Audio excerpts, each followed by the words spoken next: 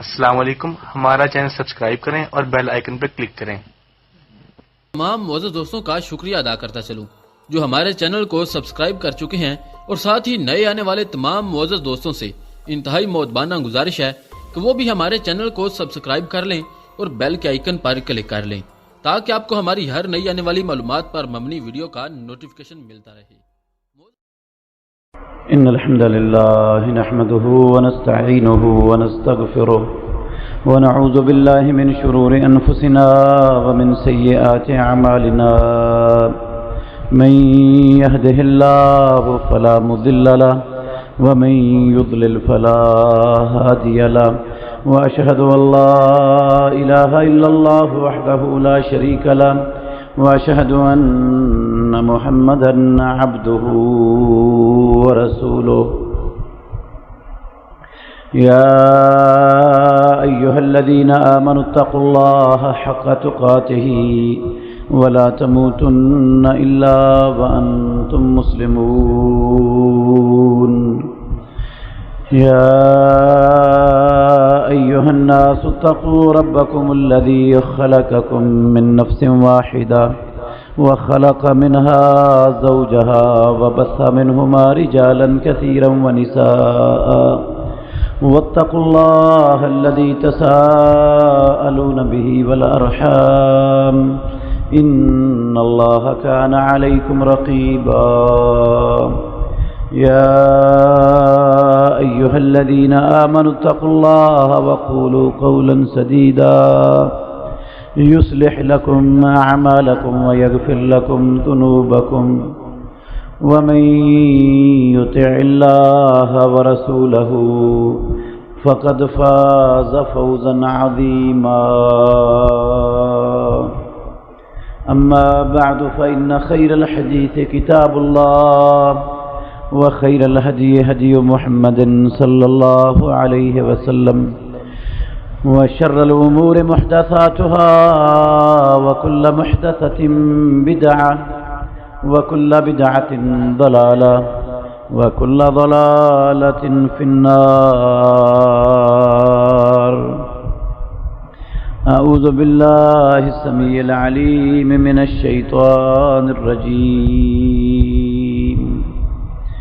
من همزه ونفخه ونفثه بسم الله الرحمن الرحيم قل إن كنتم تحبون الله فاتبعوني يحببكم الله ويغفر لكم ذنوبكم والله غفور رحيم۔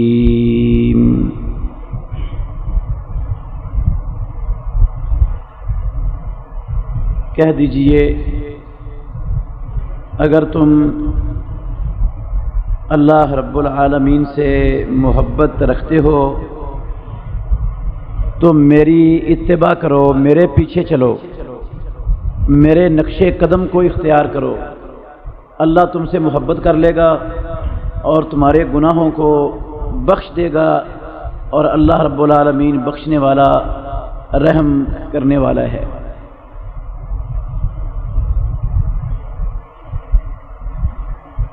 عزیز بھائیو،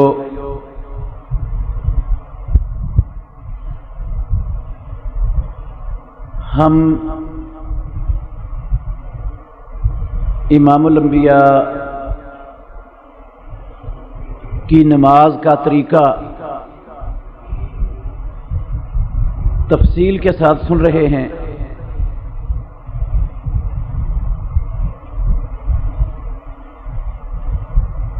اس لیے سن رہے ہیں کہ ہماری نمازیں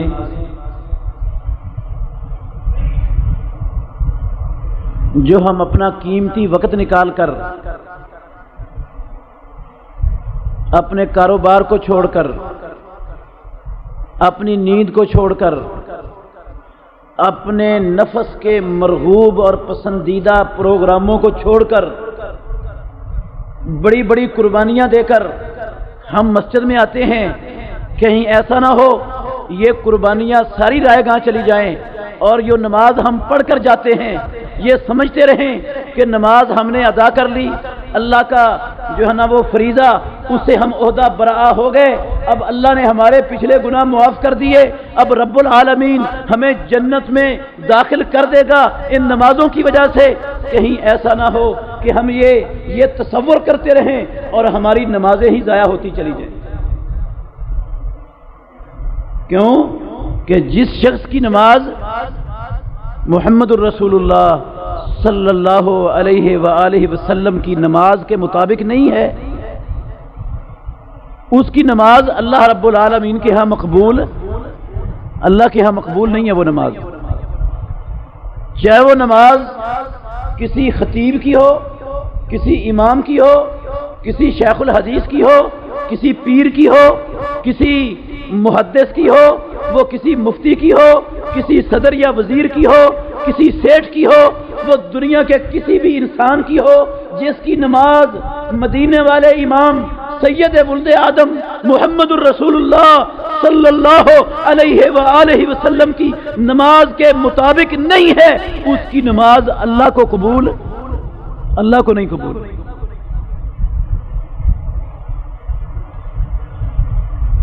اس کی نماز باطل ہے۔ دلیل آپ کو یاد ہے، ویسے دہرا دیتا ہوں تاکہ ذہن میں بیٹھ جائے۔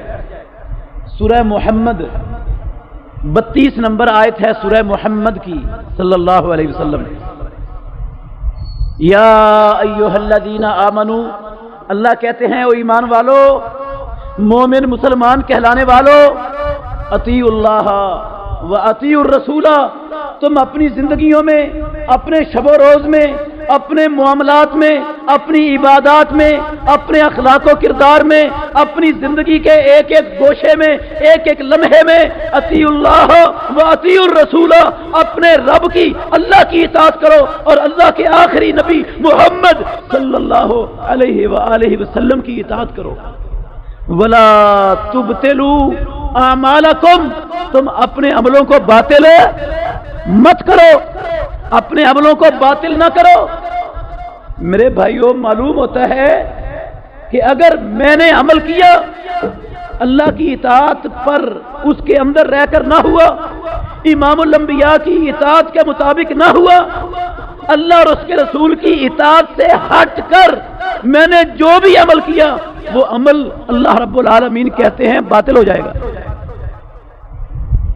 ہمیں باطل نمازیں ہماری وہ اللہ کے ہاں سرخرو نہیں کریں گی، وہ ہمارے پچھلے گناہوں کا کفارہ نہیں بنے گی، ان باطل نمازوں سے اللہ کے ہاں سرخرو نہیں ہوں گے۔ اس لیے یہ بڑی اہم، بڑی ضروری چیز ہے کہ مسلمان کو اپنے نبی کی نماز کا طریقہ آنا چاہیے اور کوشش کرنی چاہیے مسلمانوں کو کہ میری نماز کی ایک ایک چیز میرے نبی کے طریقے کے مطابق، آپ کی سنت کے مطابق، آپ کے فرمان کے مطابق ادا ہو، تاکہ میری نماز وہ اللہ رب العالمین کے ہاں مقبول ہو اور اللہ رب العالمین کی جنتوں میں لے جانے کا مجھے یہ نماز سبب بن جائے۔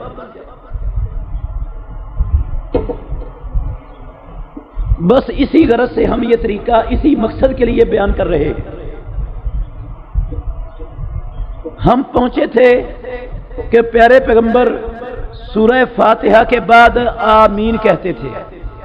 آمین کے حوالے سے کیسے آمین کہنا ہے، امام نے کیسے کہنا ہے، مقتدیوں نے کیسے کہنا ہے، اس کے کیا دلائل ہیں، وہ ساری تفصیل پیچھے بیان ہو چکی ہے۔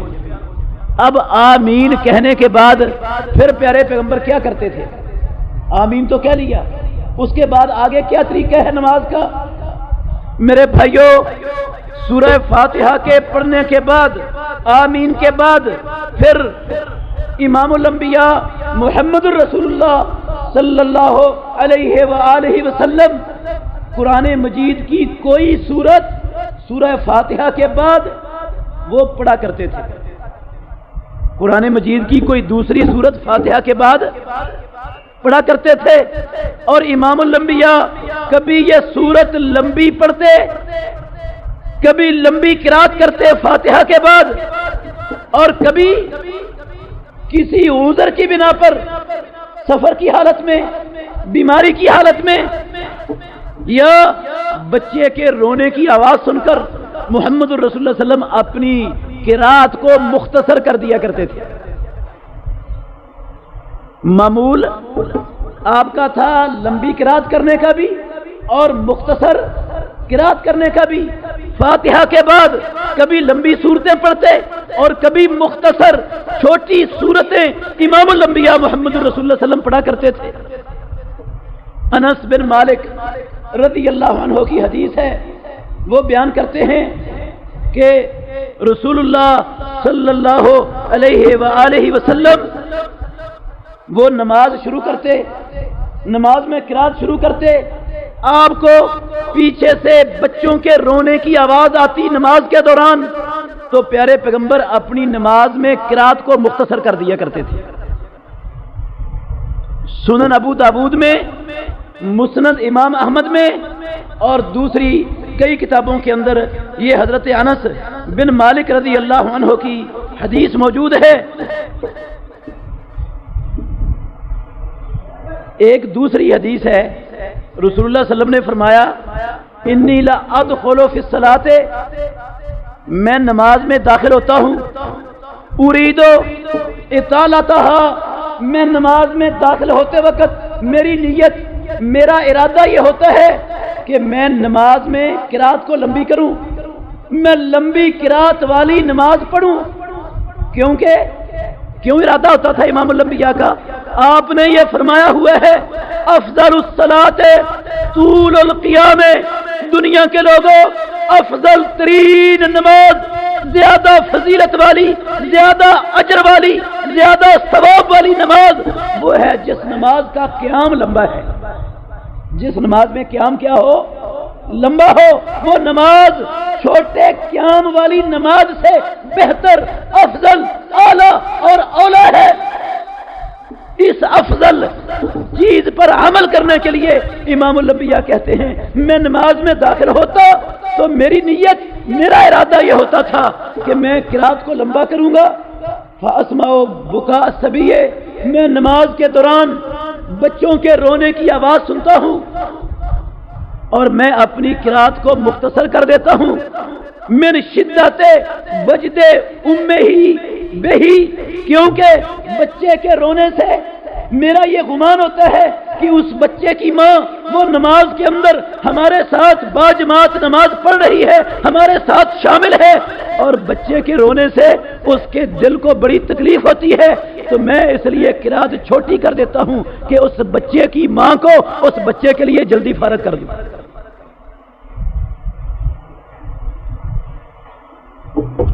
ان دو حدیثوں سے میرے بھائیوں ایک مسئلہ تو یہ معلوم ہوا کہ پیارے پیغمبر لمبی قرات بھی کرتے تھے سورہ فاتحہ پڑھنے کے بعد اور مختصر قرات بھی۔ ایک سفر میں، سفر کے دوران امام الانبیاء محمد رسول اللہ صلی اللہ علیہ وسلم نے فجر کی نماز میں سورہ فاتحہ کے بعد اذا زلزلت الارض زلزالہا، فجر کی نماز میں یہ سورت پڑھ کے فجر کی جماعت کروا دی، دونوں رکعتوں میں۔ پہلی رکعت میں بھی فاتحہ کے بعد اذا زلزلت الارض زلزالہا، اور دوسری رکعت میں بھی سورہ فاتحہ کے بعد اذا زلزلت الارض زلزالہا۔ صرف یہ سفر کے دوران امام الانبیاء نے مسافروں کا، ان کا لحاظ رکھا اور قرات کو کیا کر دیا، چھوٹا قرات کی۔ یہ فجر کی نماز تھی محمد الرسول اللہ صلی اللہ علیہ وسلم کی، دونوں رکعتوں میں سورہ فاتحہ کے بعد اذا زلزلت الارض زلزالہا، یہ چھوٹی سی سورت محمد الرسول اللہ صلی اللہ علیہ وسلم نے پڑھی اور فجر کی جماعت کروا دی۔ دوسرا مسئلہ، ان دونوں احادیث سے یہ ثابت ہوتا ہے کہ مسلمانوں کی مسجدوں میں بچوں کو آنے سے روکنا نہیں چاہیے، بچوں کو لانے سے منع اسلام نہیں کرتا۔ اسلام کے اندر مسلمانوں کے لیے کوئی ایسی تعلیم نہیں ہے کہ مسلمان اپنے بچوں کو مسجد کے اندر نہ لایا کریں۔ ہمارے معاشرے میں بہت سے لوگ وہ بچوں کے مسجد میں آنے پر پریشان ہو جاتے ہیں، وہ ان کے ماتھوں پر تیوڑیاں چڑھ جاتی ہیں، وہ طرح طرح کی باتیں کرتے ہیں. کیوں لاتے ہو بچوں کو مسجد میں؟ بچوں کو تو پاکی پلیتی کا پتہ نہیں ہوتا. یہ مسجد میں پیشاب کر سکتے ہیں، مسجد کو خراب کر سکتے ہیں، مسجد کی جو ہے نا توہین ہوتی ہے بچوں کے مسجد کے اندر آنے سے. میرے بھائیوں، اگر مسجد کی توہین ہوتی مسجد کی ادب کے، عزت کے، احترام کے خلاف ہوتا مسلمانوں کا بچوں کو مسجد میں لانا، تو پیارے پیغمبر محمد رسول اللہ صلی اللہ علیہ وسلم ضرور بے ضرور اپنے امتیوں کو اپنے پیچھے آ کر باجماعت نماز پڑھنے والی اسلام کی بیٹیوں کو منع کر دیتے کہ خبردار تم بچوں کو لے کر مسجدوں میں نہ آیا کرو، بچوں کو لے کر مسجدوں میں نہ آیا کرو. آپ نے منع نہیں کیا، نہیں روکا پیارے پیغمبر نے، بلکہ نماز کے اندر ان بچوں کا لحاظ رکھا ہے. مسجد میں نماز کے اندر پیارے پیغمبر نے لحاظ رکھا ہے ان بچوں کا. اور خود آپ کی نواسی تھی امامہ بنت ابی العاص رضی اللہ عنہا. امامہ بنت ابی العاص امام الانبیاء صحیح بخاری کی حدیث ہے، اس بچی کو اٹھائے ہوئے ہوتے تھے اور نماز پڑھا رہے ہوتے تھے، کندھوں پر بٹھا لیتے تھے نماز کے دوران. جب رکوع جاتے، سجدہ جاتے تو پیارے پیغمبر بچی کو اٹھا کر وہ نیچے رکھ دیتے. جب سجدہ کر کے کھڑے ہوتے دوبارہ اس بچی کو اٹھا کر پھر کندھوں پر بٹھا لیتے. اگر مسجدیں یہ ان کی توہین ہوتی بچوں کے آنے سے تو پیارے پیغمبر کبھی بھی امامہ بنت ابی العاص کو مسجد میں نہ لاتے اور کبھی اس کو اٹھا کر اپنے کندھوں پر کبھی نماز نہ پڑھتے. تو یہ لوگوں کو، بزرگوں کو، نمازیوں کو بچوں کے مسجد میں آنے سے پریشان نہیں ہونا چاہیے، روکنے کا اور ان کے خلاف آواز بلند نہیں کرنی چاہیے، کیونکہ یہ مدینے والے امام محمد الرسول اللہ صلی اللہ علیہ وسلم کی سیرت کے خلاف ہے، پیارے پیغمبر کے عمل کے، امام الانبیاء کے طریقے کے خلاف ہے. ہاں، بچوں کو ایسا بھی مسجد میں لا کر کھلا نہیں رکھنا چاہیے کہ ادھر جماعت ہو رہی ہو اور وہ اپنا پیچھے سے شور مچا رہے ہوں اور سارے نمازیوں کے خشوع و خضوع کو خراب کرنے کا باعث بن رہے ہوں. ایسی اجازت نہیں دینی چاہیے. بچہ ہے، چھوٹا ہے، معصوم ہے، پاکی پلیتی کا اس کو نہیں پتا، اس کو صف میں اپنے ساتھ کھڑا کر کے نماز پڑھائیں تاکہ اس کو موقع ہی نہ ملے وہ دوسرے بچوں کے ساتھ مل کر شور مچائے اور نمازیوں کے خشوع اور خضوع میں خلل اور خرابی کا باعث بنے. اور بچے کا صف میں کھڑا ہونا یہ محمد الرسول اللہ صلی اللہ علیہ وسلم کی سنت سے ثابت ہو جاتا ہے. عبداللہ بن عباس رضی اللہ عنہ کہتے ہیں امام الانبیاء منا میں نماز پڑھا رہے تھے تو میں اپنی سواری پر سوار آیا، میں نے اپنی سواری کو چھوڑ دیا اور میں صف کے اندر شامل ہو گیا. میں اس وقت بچہ تھا، ابھی بلوغت کی عمر کو نہیں پہنچے تھے. بچہ بھی صف کے اندر کھڑا ہو سکتا ہے. تو ایک مسئلہ اس حدیث سے یہ بھی ثابت ہو گیا کہ بچوں کو مسجد میں لانا جائز ہے، اسلام کے اندر حلال ہے، مباح ہے، اور بچوں کا مسجد میں آنا مسجد کی عزت، تکریم اور مسجد کی نظافت کے خلاف عمل نہیں ہے. یہاں پر بڑی پریشانیاں ہوتی ہیں لوگوں کو. اللہ نے جن کو توفیق دی ہے حرمین شریفین جانے کی، انہوں نے دیکھا ہوگا حرمین شریفین کے اندر، مسجد نبوی میں بھی، مسجد حرام کے اندر بھی کوئی رکاوٹ نہیں، کسی بچے کو لانے میں کوئی رکاوٹ نہیں. اور بسا اوقات بچے پیشاب بھی کر دیتے ہیں، اور بچے کے پیشاب کر دینے پر مسجد حرام کے اندر نہ وہ مسجد حرام کے متولی پریشان ہوتے ہیں، نہ خدمت کرنے والے پریشان ہوتے ہیں، بلکہ ان کی ڈیوٹیاں لگی ہوئی ہیں. اگر کسی جگہ پر کسی بچے نے پیشاب کر دیا ہے تو نہ بچے کو کچھ کہنا ہے، نہ بچے کے وارثوں کو کچھ کہنا ہے، بلکہ اس جگہ کو صاف کرنا ہے، دھونا ہے.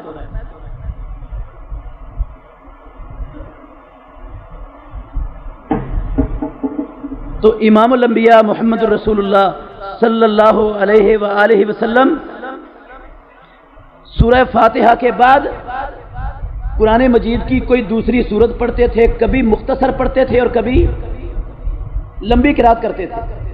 اور कोशिश इमामुल अंबिया की ये होती थी, सुनन अबू दाऊद में हदीस है कि फातिहा के बाद जो सूरत शुरू करें उसको इब्तिदा से शुरू करें। सूरत को कहां से शुरू करें? आगाज से, इब्तिदा से शुरू करते और सूरत को उस रकत के अंदर मुकम्मल करने की कोशिश करते, मुकम्मल करते।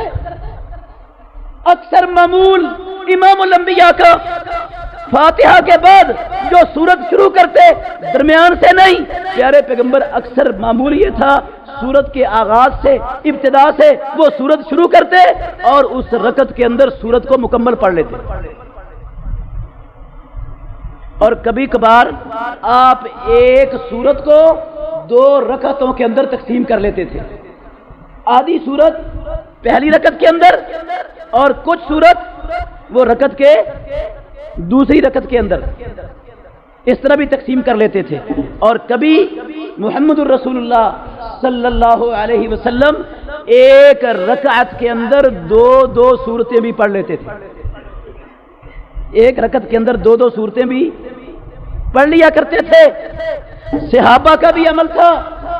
मस्जिद कुबा का एक इमाम अंसारी सहाबी इमामुल अंबिया का, वो इमामत करवाता था मस्जिद कुबा के अंदर। मस्जिद कुबा को जानते हैं ना? मदीना तैयबा में प्यारे पैगंबर ने हिजरत के बाद मदीना पहुंचने पर सबसे पहले जिस मस्जिद की बुनियाद रखी थी मस्जिद कुबा है। मस्जिद कुबा मदीने में आकर सबसे पहले मस्जिद कुबा बनी मदीने में। और ये मस्जिद कुबा वो मस्जिद है जिस मस्जिद में प्यारे पैगंबर हर हफ्ते में कभी पैदल मस्जिद नबवी से, कभी पैदल, कभी सवारी पर सवार होकर जाया करते थे और वहां 2 रकतें जाकर पढ़ा करते थे। और इमामुल अंबिया ने कहा, मन ततहरा फी बैतिही, ओ कायनात के लोगों, जिसने अपने घर में जहां उसकी रिहाइश गाह है मदीने में अपने घर से तहारत हासिल की, वुजू किया और ये वुजू करके मस्जिद कुबा के अंदर गया, वहां जाकर 2 रकतें नमाज अदा की, कान लहू का उम्रतिन, उसके लिए उम्रे के अजर के बराबर सवाब मिलेगा। मस्जिद कुबा का इमाम था, वो नमाज पढ़ाता तो सूरह फातिहा के बाद वो दूसरी कोई भी सूरत शुरू करने से पहले सूरह इखलास पढ़ता, कुल हुवल्लाहु अहद। सूरह इखलास पढ़ने के बाद फिर कोई दूसरी सूरत पढ़ता हर रकत के अंदर। वो ये लाजमी हर रकत में सूरह फातिहा के बाद पहले कुल हुवल्लाह पढ़ता, फिर कोई दूसरी सूरत पढ़ता।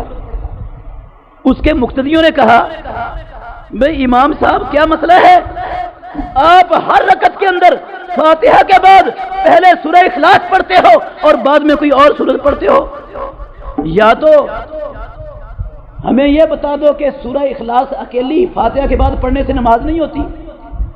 अगर नमाज नहीं होती तो, अगर नमाज हो जाती है तो दूसरी सूरत क्यों पढ़ते हो साथ? और क्यों हर रकत के अंदर आपने लाजमी किया हुआ है अपने ऊपर यह सूरह इखलास का पढ़ना?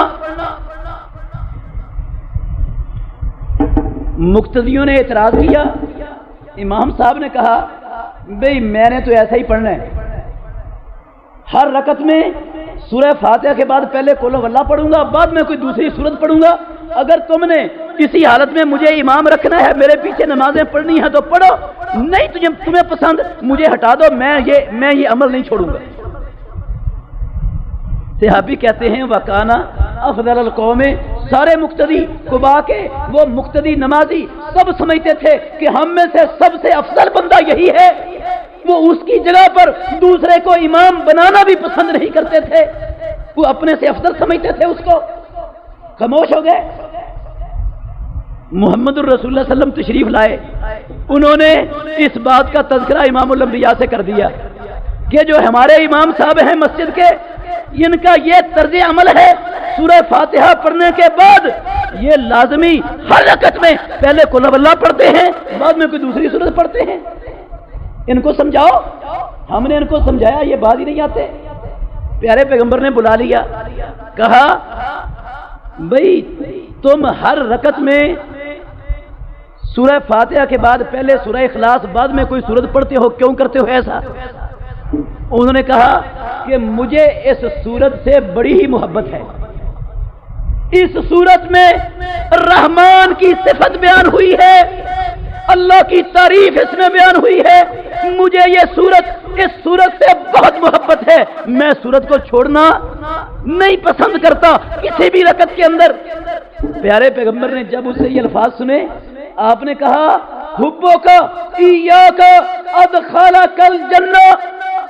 मेरे भाइयों, इमामुल अंबिया के अल्फाज, सही मुस्लिम शरीफ की ये हदीस, हुब्बो का इय्याहा अदखलकल जन्ना, तेरा इस सूरह इखलास से मोहब्बत करने ने तुझे अल्लाह की जन्नत के अंदर दाखिला दे दी है।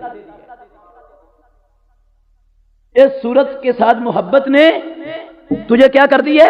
अदखलकल जन्ना। इमामुल अंबिया ने कहा इसने तुझे जन्नत के अंदर दाखिल कर दिया। इस हदीस से क्या मालूम होता है कि एक रकात के अंदर सूरह फातिहा के बाद 2 सूरतें भी पढ़ी जा सकती हैं। प्यारे पैगंबर को इल्म हुआ, सहाबी ने पढ़ी, हमेशा पढ़ते थे, प्यारे पैगंबर ने उसको रोका, बल्कि उस अमल पर उसको अजर बता दिया, उसको सवाब बता दिया कि तेरे इस अमल की बिना पर अल्लाह रब्बुल आलमीन ने इस सूरत के साथ मोहब्बत करने की वजह से तुझे जन्नत के अंदर दाखिला दे दी है। अगर कोई इमाम सूरह फातिहा के बाद वो 2 सूरतें पढ़ता है या इस तरह करता है जिस तरह प्यारे पैगंबर के इस सहाबी ने मस्जिद कुबा के इस इमाम ने इमामुल अंबिया की जिंदगी में किया था, तो वो सुन्नत के मुताबिक अमल कर रहा है, उस पर नाक मुंह चढ़ाने की जरूरत नहीं है। मुक्तदियों को ये नहीं समझना चाहिए इसने क्या अमल शुरू किया हुआ है, ये क्यों ऐसा करता है।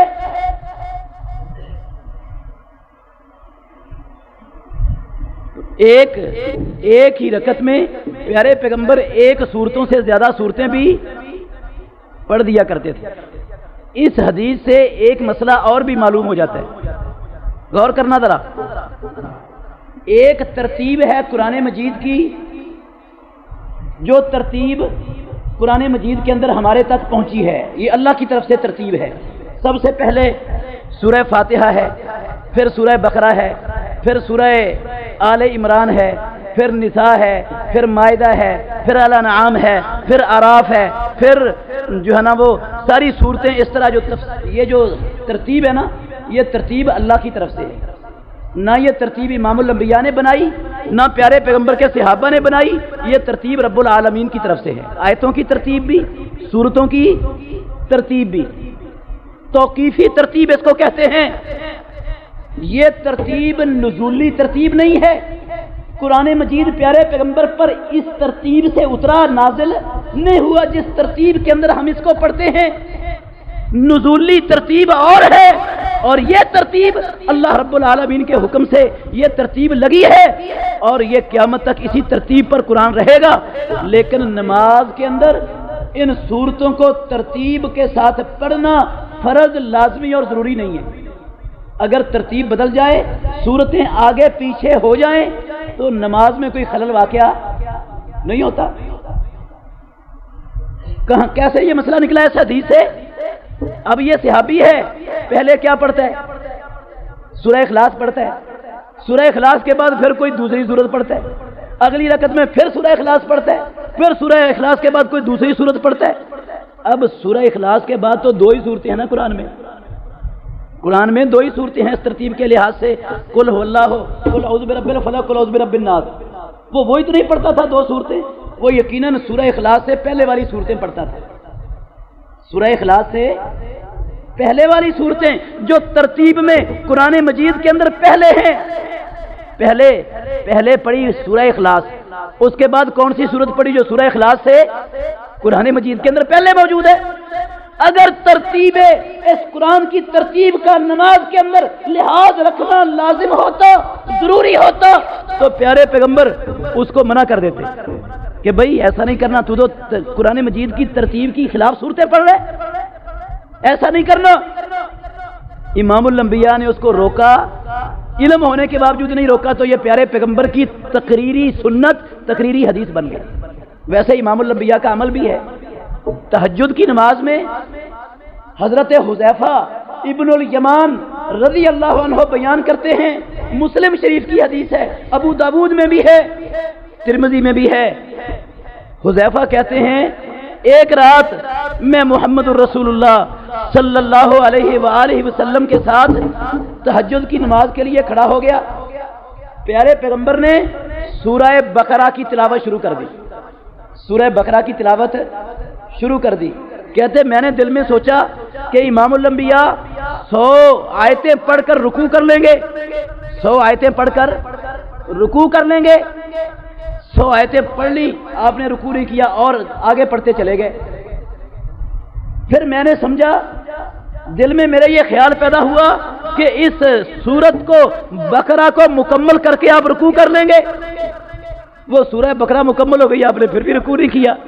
سورہ بقرہ کے بعد پیارے پیغمبر نے سورہ نساء شروع کر دی۔ کون سی سورہ شروع کر دی؟ صحیح مسلم شریف کی حدیث ہے میرے بھائیوں، سورہ نساء شروع کر دی، ساری سورہ نساء پڑھ دی۔ سورہ نساء پڑھنے کے بعد پھر آپ نے سورہ آل عمران شروع کر دی۔ سورہ نساء پڑھنے کے بعد سورہ آل عمران شروع کر دی۔ یہ 3 سورتیں پیارے پیغمبر محمد الرسول اللہ صلی اللہ علیہ وسلم نے 2 رکعتوں کے اندر پڑھی۔ بہت لمبا قیام کیا، یہ بہت لمبا قیام بنتا ہے، تقریباً 4.5 پارے بنتے ہیں، 4.5 پارے۔ یہ 2 رکعتوں میں محمد الرسول اللہ صلی اللہ علیہ وسلم نے 4.5 پارے یا 4.5 پارے پڑھے ہیں۔ حذیفہ رضی اللہ عنہ کی اس حدیث کے سنانے کا مقصد یہ ہے کہ پہلے پڑھی کیا؟ سورہ بقرہ۔ سورہ بقرہ کے بعد قرآن میں کون سی سورت ہے؟ آل عمران۔ اس سورہ بقرہ پڑھنے کے بعد آپ نے آل عمران نہیں پڑھی، کون سی پڑھی؟ سورہ نساء، جو سورہ آل عمران کے بعد ہے، وہ نساء پڑھ کر پھر پیچھے والی سورت پڑھنا شروع کر دی، سورہ آل عمران پڑھنا شروع کر دی۔ اگر ترتیب جو قرآن مجید کے اندر ہمارے پاس موجود ہے، اگر نمازی کے لیے یہ ضروری ہوتی، فرض ہوتی، لازمی اور یہ حتمی ہوتی، تو پیارے پیغمبر کبھی بھی اس ترتیب کو الٹ نہ کرتے۔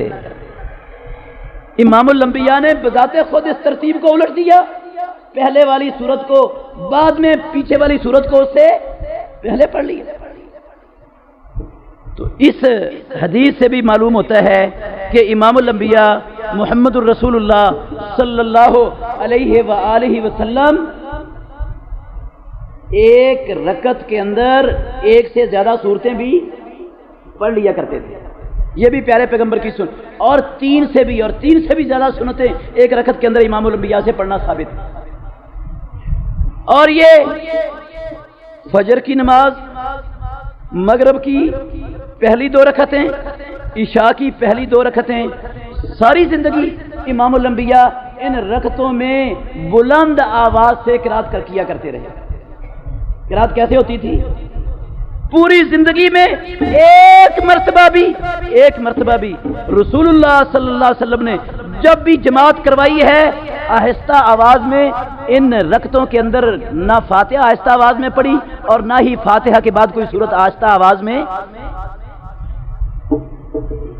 پوری دنیا کے علماء، فقہا اس بات پر متفق ہیں کہ ان رکعتوں کے اندر امام جہری قرات کرے گا، بلند آواز سے پڑھے گا، بلند آواز سے پڑھنا ہی امام الانبیاء محمد الرسول اللہ صلی اللہ علیہ وسلم کی پوری زندگی میں یہ ثابت ہے، اور ان رکعتوں کے اندر آہستہ آواز سے پیارے پیغمبر نے قرات نہیں کی۔ اور باقی ظہر کی نماز، عصر کی نماز، مغرب کی بعد والی 1 رکعت اور عشاء کی پیچھے والی 2 رکعتیں، ان رکعتوں میں رسول اللہ صلی اللہ علیہ وسلم آہستہ پست آواز میں قرات کیا کرتے تھے، سری آواز میں قرات ہوتی تھی۔ اور یہ قرات صحابہ کیسے پہچانتے تھے؟ صحابہ کہ اللہ کے نبی ان پچھلی رکعتوں میں، ظہر میں، عصر میں، مغرب کی پچھلی رکعت میں، عشاء کی پچھلی 2 رکعتوں میں امام الانبیاء پڑھ رہے ہیں، قرات کر رہے ہیں، کیسے پتہ چلتا تھا؟ صحابہ کہتے ہیں بے اضطراب لحیت ہی امام الانبیاء کی داڑھی مبارک ہل رہی ہوتی تھی تو ہمیں پتہ چلتا تھا کہ پیارے پیغمبر قرات کر رہے ہیں۔ اور سنن ابو داود میں حدیث ہے وَكَانَ يُسْمِعُنَا الْآيَةَ أَحْيَانًا، کبھی کبھار پیارے پیغمبر ان نمازوں میں ایک آیت کو بلند آواز سے پڑھ دیا کرتے تھے اور پچھلوں کو سن جاتا تھا۔ ظہر کی نماز میں ایک آیت اونچی آواز سے پڑھ دی، مثلا ظہر کی نماز میں اذا زلزلت الارض زلزالہا، یہ امام پڑھ رہا ہے، آہستہ پڑھ رہا ہے، کسی کو سنائی نہیں دے رہا، کسی کو نہیں پتا کیا پڑھا جا رہا ہے، اور وہ ایک آیت فَمَن يَعْمَلْ مِثْقَالَ ذَرَّةٍ خَيْرًا يَرَهُ یہ بلند آواز سے پڑھ دیتے ہیں، سنا دیتا ہے مقتدیوں کو، پیچھے والوں کو۔ یہ مقتدیوں کو بسا اوقات ظہر کی نماز میں، عصر کی نماز میں، اور یہ عشاء کی پچھلی 2 رکعتوں میں اور مغرب کی پچھلی 1 رکعت میں اگر امام بلند آواز سے ایک آدھ آیت پڑھ لے، مقتدیوں کو سنا دے، تو یہ محمد الرسول اللہ صلی اللہ علیہ وسلم کی یہ بھی سنت ہے۔ اس سے نماز ٹوٹتی، نماز کے اندر خلل واقعہ، سجدہ سہو لازم، بعض لوگ کہتے ہیں سجدہ سہو لازم ہو جائے گا امام پر، سجدہ سہو لازم نہیں ہوتا، خود پیارے پیغمبر کیا کرتے تھے، یسمعون الآیۃ احیانا، پیارے پیغمبر بلند آواز سے ان سری نمازوں کی آیت پڑھ دیا کرتے تھے۔ اور ظہر کی نماز میں پہلی 2 رکعتوں میں سے ہر رکعت کے اندر پیارے پیغمبر 30 آیتوں کی بقدر قرات کرتے تھے۔ کتنی آیتوں کی بقدر؟ سورت الف لام میم السجدہ جو فجر کی نماز میں، جمعے والے دن فجر کی نماز کی پہلی رکعت میں جو سورت پڑھا کرتے تھے محمد الرسول اللہ صلی اللہ علیہ وسلم اکثر، وہ تقریباً 30 آیتیں ہیں اس کی۔ جتنا وقت یہ سورہ الف لام میم تنزیل السجدہ پڑھنے میں لگتا ہے نا، اتنا لمبا قیام پیارے پیغمبر کا ظہر کی پہلی رکعت میں ہوتا تھا۔ 30 آیتوں کے بقدر قرات کرتے تھے رسول اللہ صلی اللہ علیہ وسلم پہلی رکعت میں، 30 آیتوں کے بقدر قرات کرتے تھے دوسری رکعت میں، اور پچھلی 2 رکعتوں میں، ظہر کی پچھلی 2 رکعتوں میں النصف من ذالک، یہ سنن ابو داؤد کی حدیث ہے کہ پیارے پیغمبر ظہر کی پچھلی 2 رکعتوں میں پہلی 2 رکعتوں کی قرات کے نصف، آدھی قرات کیا کرتے تھے۔ اگر پہلی رکعت میں 30 آیتیں ہیں، دوسری میں 30 آیتیں ہیں، تو تیسری میں کتنی آیتوں کے بقدر قرات ہوتی تھی پیارے پیغمبر کی؟ 15۔ 30 کا آدھا 15 ہوتا ہے، سورہ فاتحہ ملا کر 15 آیتوں کی بقدر قرات پیارے پیغمبر ظہر کی پچھلی 2 رکعتوں میں کیا کرتے تھے۔ اس سے کیا معلوم ہوتا ہے کہ امام الانبیاء کا معمول تھا ظہر کی 4 رکعتوں کے اندر سورہ فاتحہ کے بعد کسی سورت کو ملانے کا، 4 رکعتوں میں، فرضوں میں بھی، نفلوں میں بھی، سنت میں بھی۔ ظہر کی 4 رکعتیں فرض، 4 رکعتوں کے اندر سورہ فاتحہ کے بعد دوسری سورت ملانا یہ امام الانبیاء کا معمول تھا، کیونکہ پچھلی رکعت کے اندر 15 آیتیں تب ہی بنتی ہیں، سورہ فاتحہ کی تو صرف 7 آیتیں ہیں، اس کے ساتھ 7 آیتوں والی کم از کم کوئی اور سورت ملاتے تھے تو پھر 15 آیتیں بنتی ہیں۔ ہاں کبھی کبھار رسول مکرم صلی اللہ علیہ وآلہ وسلم پچھلی ظہر کی 2 رکعتوں میں صرف سورہ فاتحہ پر اکتفا کر لیتے تھے، صرف سورہ فاتحہ پر اکتفا کر کے فاتحہ مکمل کر کے اللہ اکبر کہہ کر رکوع چلے جاتے تھے۔ کبھی ایسا بھی ہوتا تھا، لیکن اکثر کیا ہوتا تھا، صرف اکیلی سورہ فاتحہ نہیں، پچھلی تیسری رکعت میں بھی، چوتھی رکعت میں بھی سورہ فاتحہ کے بعد بھی پیارے پیغمبر کوئی سورت ملایا کرتے تھے۔ اور عصر کی نماز میں پہلی 2 رکعتیں امام الانبیاء کی وہ ظہر کی پچھلی 2 رکعتوں کے برابر ہوا کرتی تھی۔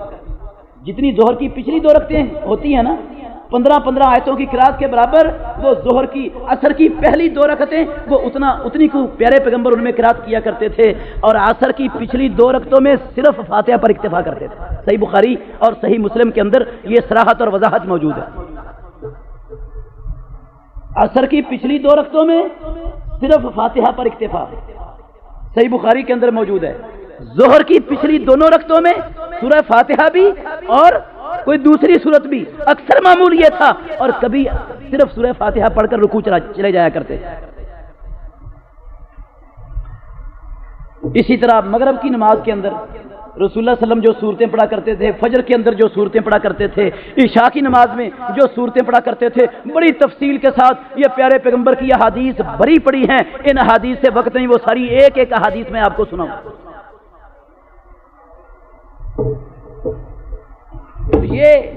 یہ جو حدیث ہے اس سے یہ معلوم ہوتا ہے کہ نمازی اگر محمد الرسول اللہ صلی اللہ علیہ وسلم کی نماز کے طریقے کے مطابق اپنی نماز بنانا چاہتا ہے تو ظہر کی پہلی 2 رکعتوں میں 30 آیتوں کی بقدر قرات کرنی چاہیے، پچھلی 2 آیتوں میں 15 آیتوں کی بقدر قرات اس کو کرنی چاہیے، تاکہ اس امام الانبیاء کا معمول یہ تھا اس کی نماز امام الانبیاء کے طریقے کے مطابق ہو جائے.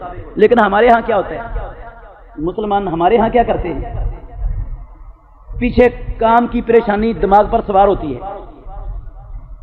دکان کا بوجھ، کاروبار کا بوجھ، دفتر کا بوجھ دماغ پر سوار ہوتا ہے، آتا ہے مسجد میں سورہ فاتحہ پڑھتا ہے، کوشش یہی ہوتی ہے کہ سب سے چھوٹی سورت قل هو اللہ ہی پڑھ لی جائے سب رکعتوں میں، انا اعطیناک الکوثر ہے اور والعصر یہ پڑھ کر جان چھڑائی جائے اور فٹافٹ جا کر اپنی دکان میں بیٹھا جائے. میرے بھائیو طریقہ نہیں ہے یہ محمد الرسول اللہ صلی اللہ علیہ وسلم کا. جتنا زیادہ لمبا قیام ہوگا اتنی زیادہ اجر افضل یہ نماز ہمارے لیے ثواب کا باعث، اتنا زیادہ ثواب کا باعث یہ نماز بنے گی. اور جو روزی ہمارے مقدر میں ہے وہ لمبا قیام کر کے جا کر بھی ہمیں مل جائے گی، وہ کوئی نہیں روک سکے گی. دنیا کی طاقت وہ ملے گی، وہ دوسرا دکاندار ہمارا حق وہ لینے میں کامیاب کوئی نہیں لے سکتا. دوسرا کوئی شخص جو میری دکان میں میرے مقدر میں آج کے دن لکھا ہے میں 5 وقت کی نماز جماعت سے پڑھوں گا، لمبا قیام کر کے پڑھوں گا، امام الانبیاء کے طریقے کے عین مطابق کرنے کی کوشش کروں گا، تو میرے کاروبار میں نقص، خرابی، گھاٹا، خسارہ نہیں آئے گا، وہ مجھے مل کے رہے گا. اگر ٹھونگے ماروں گا تو پھر بھی اتنا ہی ملے گا، اس سے زیادہ پھر بھی زیادہ نہیں ملے گا. نماز نہیں بھی پڑھوں گا، نماز کے وقت بھی اپنی دکان کو کھلا چھوڑے رکھوں گا، پھر بھی قسم ہے اللہ کی 1 ٹکا زیادہ اس سے نہیں ملے گا جتنا اللہ نے مقدر میں لکھا ہوا ہے. پھر میں کیوں بے وقوفی کروں دنیا کی خاطر، چند ٹکوں کی خاطر جو نہیں ملنے مجھے اس سے زیادہ جو اللہ نے میرے مقدر میں لکھے ہیں، میں نماز کیوں چھوڑوں، میں جماعت سے پیچھے کیوں رہوں، میں نماز میں امام الانبیاء کے طریقے کو کھٹے لین کیوں لگاؤں. سوچنے والی بات ہے نا. کیا فائدہ جلدی کرنے کا، ٹکرے مارنے کا، بیٹھ کے نکالنے کا، اپنی نماز کو ضائع کرنے کا، پیارے پیغمبر کے طریقے کو چھوڑنے کا کیا فائدہ نکلے گا؟ فائدہ نہیں ہوگا، نقصان ہوگا، نماز ضائع ہو جائے گی. دکان کے لیے وقت، دکان سے وقت بھی نکالا، نماز کو بھی ضائع کیا، کیا فائدہ ملا؟ ادھر بھی نقصان ہو گیا، ادھر بھی نقصان ہو گیا. تو محمد الرسول اللہ صلی اللہ علیہ وآلہ وسلم جو صورتیں پڑھا کرتے تھے فجر کی نماز میں، سورہ قاف والقرآن مجید، اس سے لے کر جو ہے نا طوال مفصل صورتیں کہا جاتا ہے ان کو، سورہ جو اما یتساءلون ہے اس تک، یہ صورتیں اکثر پیارے پیغمبر فجر کی نماز میں پڑھا کرتے تھے. سورہ واقعہ 1 رکعت میں، سورہ الرحمن 2 رکعت میں، سورہ قمر 1 رکعت میں، سورہ الحاقہ 2 رکعت میں. یہ پیارے پیغمبر اکثر ان صورتوں کو فجر کی نماز میں پڑھا کرتے تھے. لیکن ہمارے ہاں مسلمانوں کی مسجدوں میں یہاں پر جا کر دیکھ لو، الا ماشاءاللہ چند مساجد کے سوا حرام ہے کبھی کسی نے سورہ واقعہ فجر کی نماز میں پڑھی ہو، کبھی کسی نے سورہ الحاقہ فجر کی نماز میں پڑھی ہو، کبھی کسی نے یہ لمبی صورتیں جو محمد الرسول اللہ صلی اللہ علیہ وسلم کا معمول تھا، کبھی کسی مسجد کے اندر کسی امام نے وہ صورتیں پڑھ کے جماعت کروائی ہو. کون سی صورتیں فجر کی نماز میں پڑھی جاتی ہیں؟ ہمیشہ ہی چھوٹی چھوٹی صورتیں، بس. والتین والزیتون یہ 1 رکعت میں ہو رہی ہے، اور القاریہ ما القاریہ، لو جی فجر کی نماز ہو گئی، جماعت ہو گئی. یہ طریقہ امام الانبیاء کا نہیں میرے بھائیو، یہ محمدی نماز نہیں ہے، یہ اللہ کے نبی کی اطاعت کے اندر نماز نہیں ہے. پیارے پیغمبر کا یہ معمول، یہ طریقہ نہیں تھا. ہاں بندہ سفر میں ہو، بیمار ہو، کوئی عذر ہو، اس کی بنا پر چھوٹی صورتیں فجر میں بھی پڑھنی جائز ہیں، لیکن ہمیشہ ہی معمولی چھوٹی صورتیں پڑھنا بنا لیا جائے اور کہے میری نماز امام الانبیاء کے طریقے کے مطابق ہے. غلط ہے یہ بات، یہ طریقہ ہی نہیں ہے محمد الرسول اللہ صلی اللہ علیہ وسلم کا. ہمیشہ فجر کی نماز میں چھوٹی چھوٹی صورتیں پڑھ کے جماعت کروانا یہ اللہ کے نبی کا طریقہ نہیں ہے۔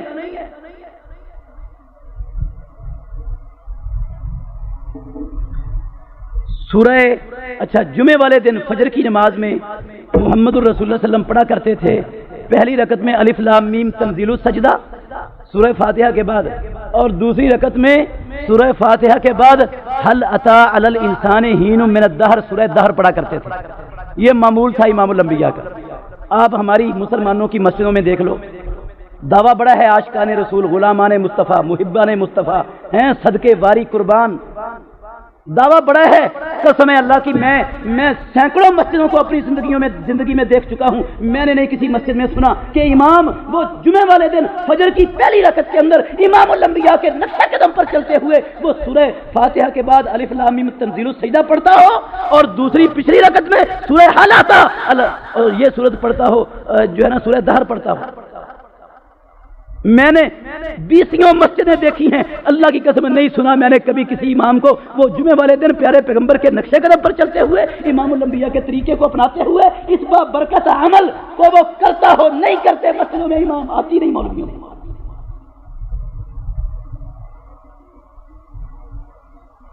اگر ہمارا امام اس قدر سنت سے بے رغبت ہے تو میرا بھی فرض بنتا ہے، آپ کا بھی بنتا ہے پیار سے اس امام کو کیا کریں، سمجھائیں۔ آپ اللہ کے نبی کے وارث ہو، آپ محمد صلی اللہ علیہ وسلم کے مصلی پر کھڑے ہو، یہ منصب بہت بڑا منصب ہے، آپ اس مصلی پر کھڑے ہو کر اپنی مرضی پر مت چلو، اس طریقے پر چلو جو محمد صلی اللہ علیہ وسلم کا طریقہ ہے۔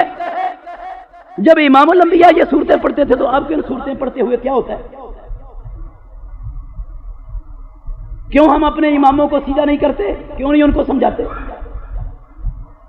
جمعے کی نماز ہے، جمعے کی نماز میں پہلے رسول اللہ صلی اللہ علیہ وسلم پہلی رکعت میں سورہ فاتحہ کے بعد سبح اسم ربک الاعلی، دوسری رکعت میں سورہ فاتحہ کے بعد سورہ غاشیہ پڑھا کرتے تھے، حل اتی کا حدیث الغاشیہ، اور کبھی کبھار پہلی رکعت میں سورہ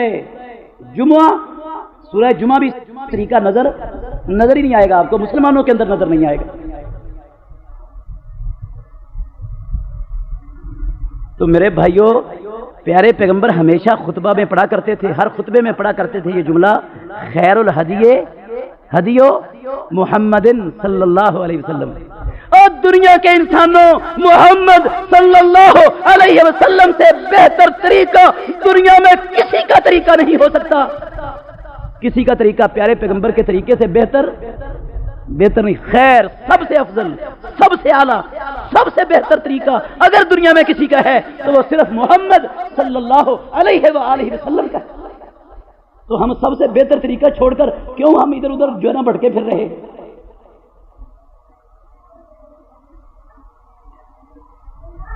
یہ جہری قرات پیارے پیغمبر عید کی نمازوں میں بھی جہری قرات کرتے تھے، نماز استسقاء میں بھی جہری قرات ہوتی تھی، نماز چاند اور سورج گرہن کی نماز میں بھی جہری قرات ہوتی ہے، جب وہ کسی ٹائم پڑھی جائے، چاہے وہ نماز کسی ٹائم پڑھی جائے۔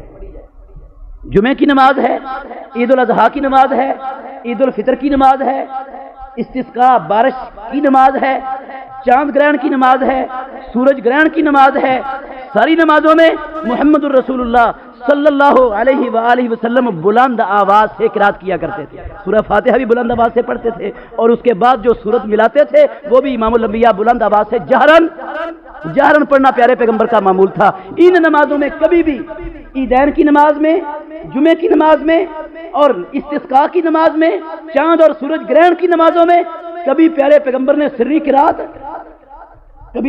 نہیں کی۔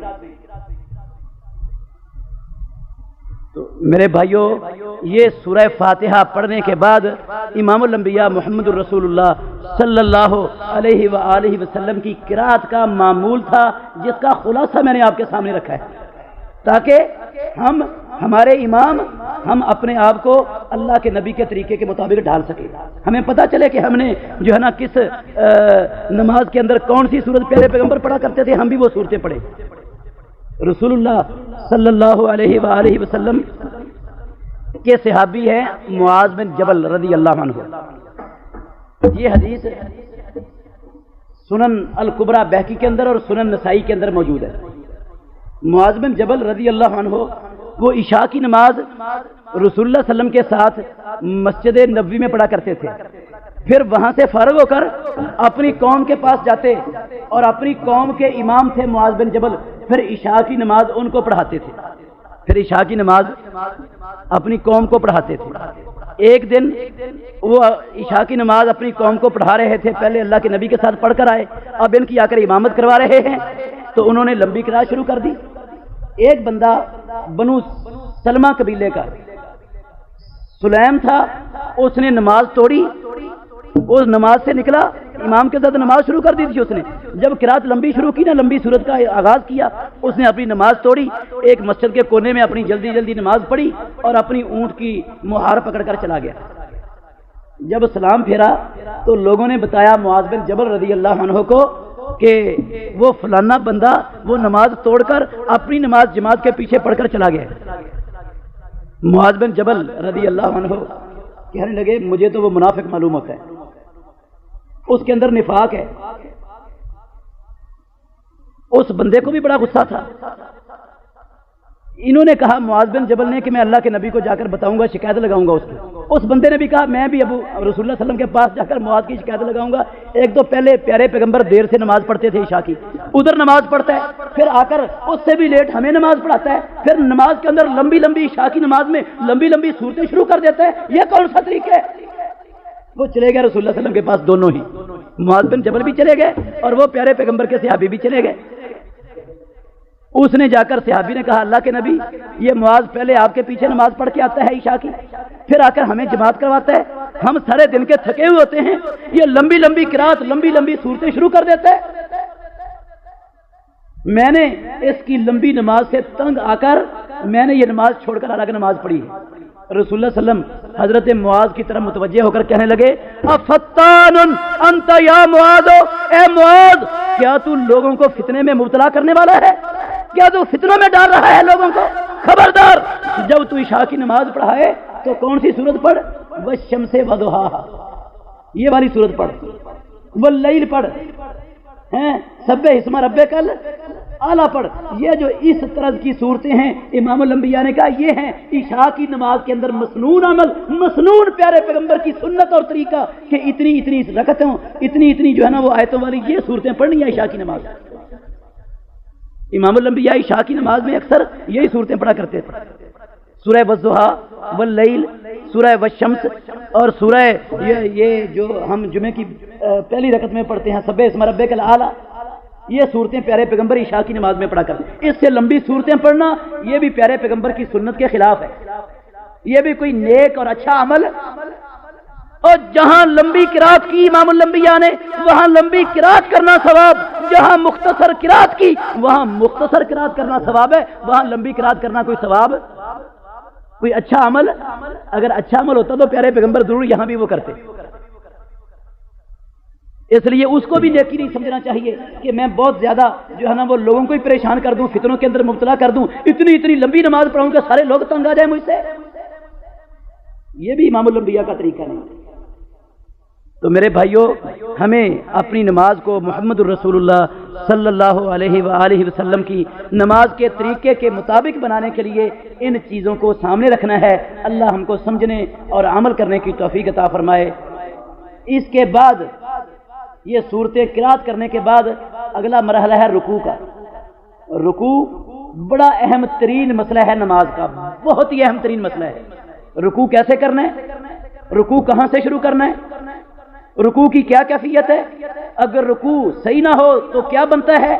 اس نماز کی کیا حیثیت ہوتی ہے؟ اس ساری تفصیلات آئیں گی انشاءاللہ الرحمن اگلے جمعے میں۔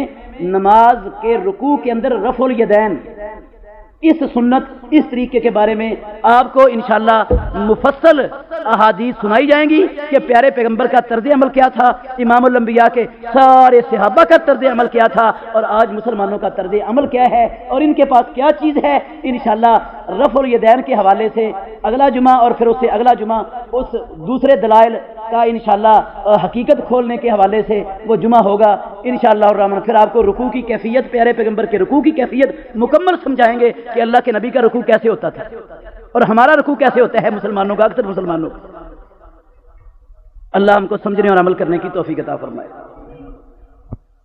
من سيئات أعمالنا من يهده الله وأشهد أن لا إله إلا الله وحده لا شريك له وأشهد أن محمدا عبده ورسوله۔ عزیز بھائیو، رجب کا مہینہ گزر رہا ہے۔ اس رجب کے مہینے کی کتاب و سنت میں اس کے علاوہ کوئی فضیلت نہیں ہے کہ یہ 4 حرمت والے مہینوں میں سے ایک مہینہ ہے۔ حرمت والے مہینوں کا مطلب کیا ہے کہ اس مہینے میں مسلمان وہ کسی پر حملہ، ابتداءً جنگ کا آغاز مسلمانوں کی طرف سے نہیں ہوگا۔ یہ حرمت والا مہینہ ہے، لڑائی کا آغاز اس مہینے کے اندر مسلمان نہیں کریں گے، صرف اتنی ہے۔ اس کے علاوہ اس مہینے کے اندر کوئی مخصوص عمل، کوئی مخصوص نماز، کوئی مخصوص جشن، کوئی مخصوص روزہ اس مہینے کے اندر امام الانبیاء سے ثابت نہیں۔ سب بدعات ہیں، بدعات، گمراہی ہے، سب کی سب گمراہی ہے۔ جو لوگوں نے اس مہینے کے اندر مخصوص روزے بنا لیے، مخصوص نمازیں بنا لیے اور مخصوص جشن اور مخصوص اعمال لوگوں نے شروع کیے ہوئے، ان میں سے ایک چیز جو لوگوں کے اندر چلتی ہے وہ ہے نماز رغائب، صلاۃ الرغائب۔ وہ رجب کے پہلے جمعے کی جو رات ہوتی ہے، اس رات کے اندر مغرب اور عشاء کے درمیان وہ ایک مخصوص طریقے سے نماز پڑھی جاتی ہے، اور کہتے ہیں کہ جو یہ نماز پڑھ لے گا اللہ اس کے گناہ بھی معاف کر دے گا، دنیا اور آخرت کی ہر ضرورت اس کی پوری کر دے گا اللہ رب العالمین۔ میرے بھائیوں، ایسی کوئی نماز نہ امام الانبیاء نے پڑھی، نہ پیارے پیغمبر کے بعد خلفائے راشدین نے پڑھی، نہ عشرہ مبشرہ نے پڑھی، نہ پیارے پیغمبر کے صحابہ نے پڑھی۔ قسم ہے اللہ کی، ایسی نماز کا تصور 300-400 سال تک پیارے پیغمبر کے بعد مسلمانوں کے اندر موجود، 400 سال کے بعد گمراہ لوگوں نے اس نماز کو شروع کیا صوفیوں کی طرف سے، 400 سال بعد 4 صدی ہجری کے بعد مسلمانوں کے اندر اس نماز کا آغاز ہوا۔ 4 صدی ہجری تک کوئی مسلمان اس کو جانتا بھی، جو 400 سال بعد شروع ہوا وہ اسلام بن جائے گا، دین بن جائے گا۔ پھر 27 رجب آئے گا، 27 رجب ہمارے مسلمان عام 27 رجب کو جشن معراج مناتے ہیں۔ جشن معراج ہوتا ہے، معراج کی رات ہے جی، بڑی اسپیشل راتوں کو عبادت ہوتی ہے، مسجدوں میں چراغاں ہوتا ہے، مسجدوں کے میناروں کو سجایا جاتا ہے، گلیوں کو سجایا جاتا ہے، گھروں کے اوپر رات کو جو ہے نا وہ موم بتیاں سلگا کر چراغاں کیا جاتا ہے، اسپیشل قسم کے وہ دعوتیں اور کھانے تیار ہوتے ہیں۔ میرے بھائیوں، معراج پیارے پیغمبر کا معجزہ ہے، امام الانبیاء کا بہت بڑا معجزہ ہے، ہوا ہے معراج امام الانبیاء کو۔ اللہ نے بیت اللہ سے لے کر بیت المقدس تک، بیت المقدس سے لے کر سدرۃ المنتہا تک ایک رات کے اندر پیارے پیغمبر کو سیر کروا دی، بیداری کی حالت میں آپ کے جسم اور روح کے ساتھ، خواب میں نہیں، آپ کے روح اور جسم انصری کے ساتھ مسجد حرام سے لے کر مسجد اقصی تک، بیت المقدس سے لے کر ساتویں آسمان تک، 7ویں آسمان سے لے کر سدرۃ المنتہا تک ایک رات کے اندر اللہ نے دکھا کر محمد الرسول اللہ کو واپس پہنچا دیا۔ یہ معجزہ تھا امام الانبیاء کا۔ وہ کس رات ہوا ہے؟ مہینہ کون سا تھا؟ اللہ نے وہ رات بھی اپنے بندوں سے چھپا لی، اس مہینے کا علم بھی اپنے بندوں سے چھپا لیا۔ جس طرح اللہ نے چھپا لیا ہے نا لیلۃ القدر کی رات، پتہ ہے کسی کو کون سی رات ہے؟ اللہ نے چھپا لی، اس کی حکمت اللہ بہتر جانتا ہے، اس کے اندر حکمت کیا ہے ہمیں نہیں پتا حکمت۔ یقیناً لیلۃ القدر کا علم اپنے بندوں سے چھپا لینے میں رب العالمین کی کوئی بڑی حکمت ہے۔ اللہ نے اس لیلۃ القدر کو چھپا لیا، اس رات کو بھی اللہ نے اپنے بندوں سے کیا کر لیا ہوا ہے۔ نہ اس مہینے کا کوئی دلیل موجود ہے کہ وہ رجب کے مہینے میں معراج ہوا ہے، نہ 27 رجب کی رات کی کوئی تصور، کوئی دلیل کا نام و نشان موجود ہے کہ پیارے پیغمبر کو 27 رجب کو وہ جناب جو ہے نا وہ معراج ہوا ہے۔ نہ مہینے کا پتہ، نہ رات کا پتہ، لیکن ہم نے کھانے پینے والے مولویوں نے اپنے کھانے پینے کو کھڑا کرنے کے لیے ایک رات کو اس مہینے کی مخصوص کر کے اس کو شب معراج قرار دے کر مسلمانوں کو کہا بھی اس رات کے اندر جشن مناؤ، اس رات کی عبادت کرو اور اس دن کا کیا کرو، روزہ رکھو، تمہارے سارے گناہ معاف ہو جائیں گے۔ نہیں ہے میرے بھائیوں، بالکل کوئی تصور شب معراج منانے کا پیارے پیغمبر کے صحابہ میں بالکل شب معراج کا کوئی تصور قسم اللہ کی نہیں تھا بالکل۔ اور پھر 27 رجب کو 22 رجب کو ایک عمل 22 رجب کو ہوتا ہے، وہ کنڈے بھرے جاتے ہیں، کنڈوں کا ختم 22 رجب کو کنڈوں کا ختم ہوتا ہے۔ وہ کنڈوں کا ختم کیا ہے میرے بھائیوں؟ ایک داستانیں عجیب بنا رکھی ہے لوگوں نے، داستانیں عجیب بازار سے مل جاتی ہے، آپ ان کو کہو جا کر ہمیں داستانیں عجیب کا رسالہ دے دو، وہ آپ کو داستانیں عجیب کا قصہ سنائیں، دے دیں گے چند روپے میں آپ کو وہ داستانیں۔ وہ دلیل ہے اس کی 22 رجب کے کنڈوں کی۔ دلیل کیا ہے؟ کہتے ہیں جو اس میں لکھا ہوا ہے، خلاصہ اس کا یہ ہے کہ جو بندہ 22 رجب کے دن رات کو کنڈے بھرے گا اور دن کو امام جعفر صادق کے نام وہ کنڈے تقسیم کر دے گا، کر کے اس کی ساری دنیا کی مشکلیں حل ہو جائیں گی، اس کی ساری حاجتیں ضرورتیں پوری ہو جائیں گی۔ اور جو اس کرشمے کا انکار کرے گا وہ فقیر کنگال ہو جائے گا، لٹ پٹ جائے گا، اس کے پاس کچھ باقی نہیں رہے گا، پریشانیاں مصیبتیں اس کو گھیر لیں گی۔ ساری داستان عجیب کا خلاصہ ان چند الفاظ کے اندر میں نے آپ کو سنا دی۔ انہوں نے قصہ لکھا ہوا ہے لکڑہارے کا، جس کا یہ نتیجہ بنا تھا۔ میرے بھائیوں، اس بنیاد پر اس نظریے سے کہ جو یہ کنڈے کے ختم 22 رجب کو کنڈے بھرے گا، تقسیم کرے گا، اس کی مشکلیں حل ہو جائیں گی، قسم اللہ کی یہ شرک ہے۔ یہ کیا ہے؟ شرک ہے۔ مشکلیں حل کرنے والا اللہ کے سوا کوئی نہیں، اور یہ کسی کے نام کی نظر، کسی کے نام کی نیاز، یہ اس کی عبادت ہے۔ ہمیں اللہ نے اپنی عبادت کے لیے پیدا کیا ہے، امام جعفر صادق کی عبادت کے لیے پیدا نہیں ہوئے ہم۔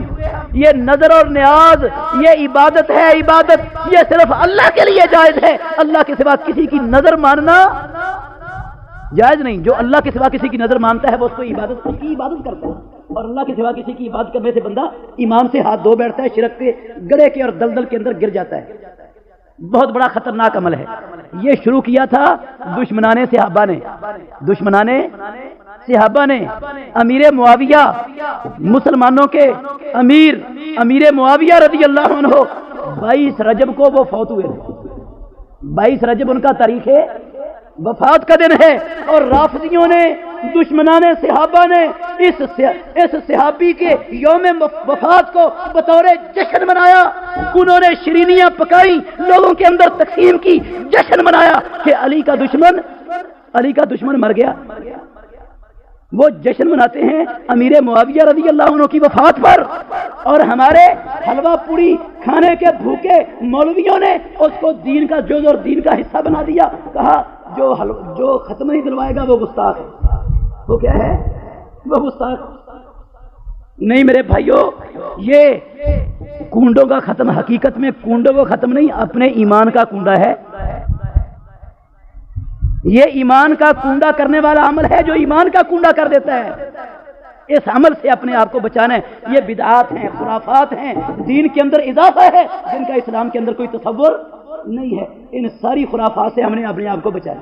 ایک عمل اس مہینے کے اندر جو لوگ کرتے ہیں وہ یہ سمجھتے ہیں کہ اس مہینے کے اندر عمرہ کرنا باقی سارے مہینوں کے اندر عمرہ کرنے سے افضل ہے۔ میرے بھائیوں، کوئی ایسی حدیث نہیں۔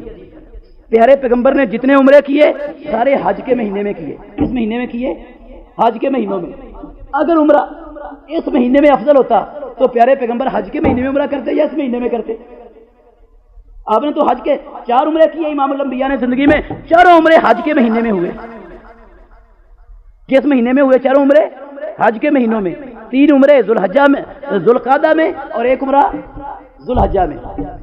یہ ذوالقعدہ بھی حج کا مہینہ، ذوالحجہ بھی حج کا مہینہ، شوال بھی حج کا مہینہ، یہ حج کے مہینے ہیں۔ 3 عمرے پیارے پیغمبر نے 4 عمرے حج کے مہینوں کے اندر کیے۔ اگر اس مہینے کے اندر عمرہ کرنا وہ دوسرے مہینوں سے افضل ہوتا تو اللہ پیارے پیغمبر سے اسی مہینے میں کوئی عمرہ کرواتے۔ پیارے پیغمبر نے تو کیا اس مہینے میں کوئی عمرہ اسپیشل نہ، کوئی اس مہینے کے اندر کوئی اسپیشل روزہ ہے۔ ہاں، اگر کوئی جمعرات سوموار کا روزہ رکھتا ہے تو اس کو رکھنا چاہیے اس مہینے میں۔ اگر کوئی ایام بیض ہر مہینے کی 13، 14، 15 کا روزہ رکھتا ہے تو وہ رکھ سکتے ہیں. اس کے علاوہ اسپیشل اس مہینے کا نہ کوئی روزہ ہے، نہ اسپیشل اس مہینے میں کسی رات کی کوئی عبادت ہے، نہ اسپیشل اس مہینے کے اندر کسی نیکی کا زیادہ ثواب ہے، نہ اسپیشل اس مہینے کے اندر کوئی جشن ہے، اور نہ کوئی کھانے پکانے کا کوئی کتاب و سنت کے اندر جواز اور ثبوت موجود ہے. یہ ساری دین کے اندر اضافہ ہے، بدعات ہے، خرافات ہے. ہمیں اپنے خاندانوں کو، معاشروں کو، گھروں کو ان بدعات سے پاک رکھنے کے لیے اپنا کردار ادا کرنا چاہیے.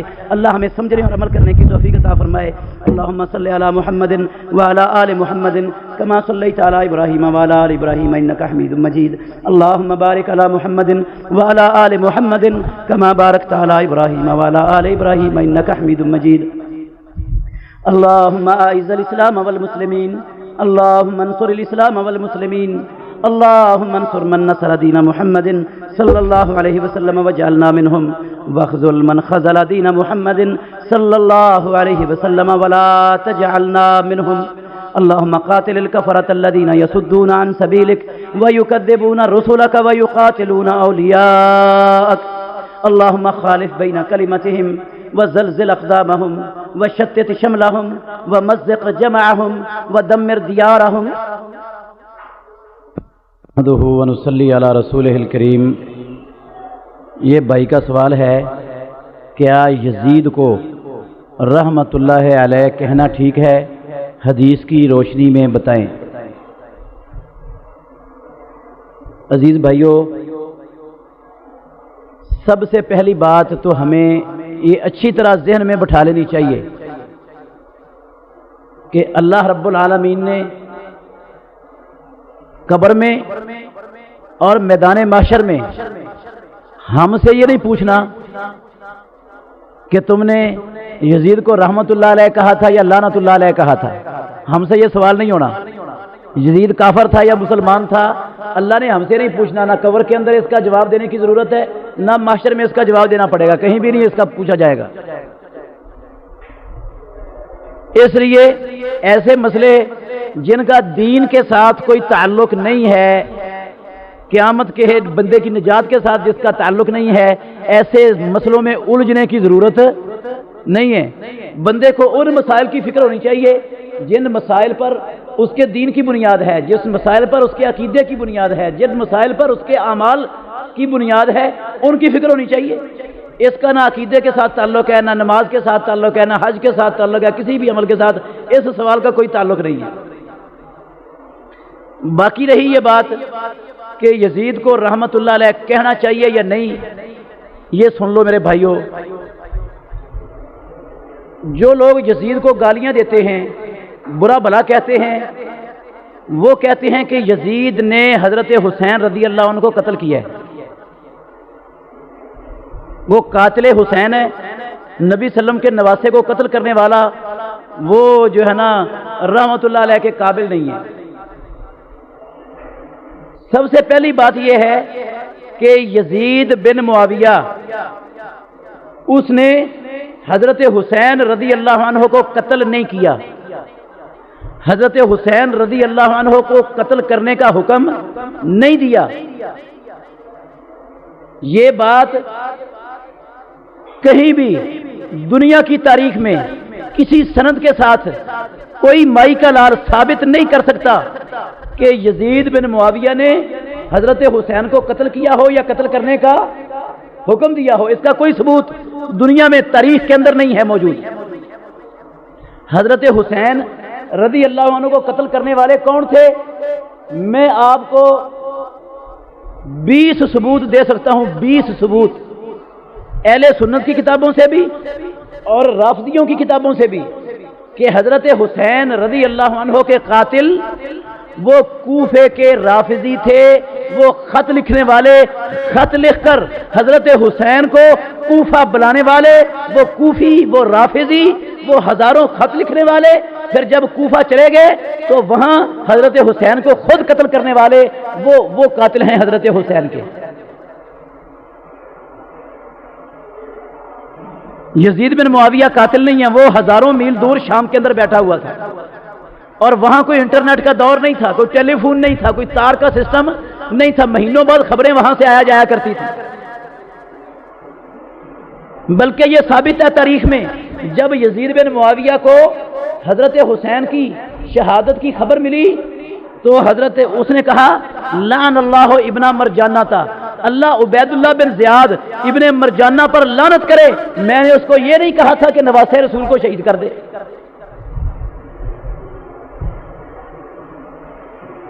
باقی جو کربلا کا مارکا ہوا ہے وہ بھی کفر اور اسلام کا مارکا نہیں تھا۔ کفر اسلام کی جنگ ایک سیاسی اختلاف تھا، سیاسی اختلاف کی بات، اختلاف پر وہ ٹکراؤ ہوا اور مسلمانوں کا قتل ہو گیا۔ کفر اسلام کی جنگ نہیں تھی یہ۔